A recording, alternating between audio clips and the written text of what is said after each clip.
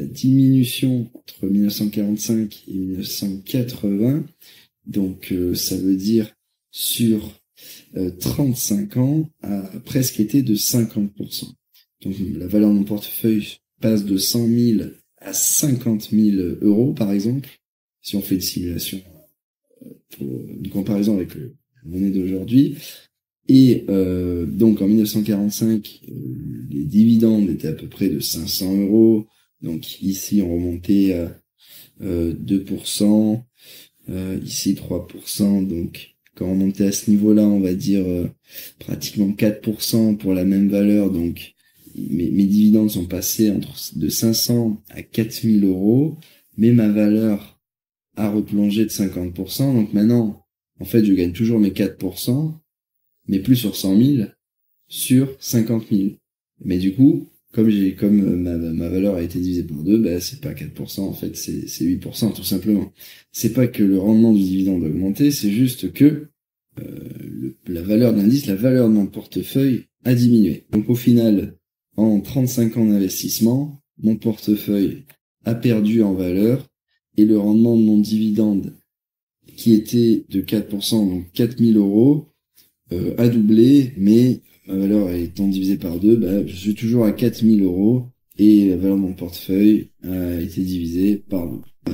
Donc la période précédente où le CAC 40 connaît une faible augmentation, donc là en investissant mes 100 000 euros, j'aurais obtenu un rendement au départ de 6 000 euros par exemple, la valeur de mon portefeuille aurait doublé, et 4% ici de rendement durant cette période, donc entre 1960 et 1990, donc 30 ans plus tard, mon rendement, l'argent que je toucherais serait de 4% appliqué sur 2 fois la valeur de mon portefeuille, donc sur 200 000 euros. Donc les rendements de mes dividendes seraient de 8 000 euros en valeur absolue, et plus donc de 4 000 euros comme au tout départ de mon investissement.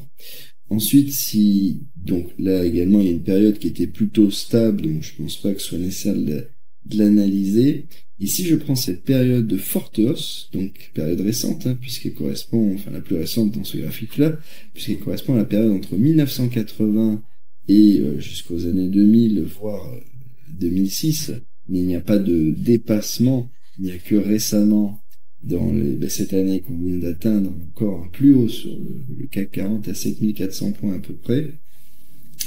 Et si l'on étudie cette période-là, qu'est-ce que l'on constate? Donc si j'avais mis toujours pareil mes 100 000 euros à ce moment-là, on est en 1980, la performance de mon CAC 40, donc ici j'avais réalisé un calcul qui me donnait une valeur du CAC 40 à peu près à 300, entre 250 et 300 points lorsqu'il se situe à ce niveau-là.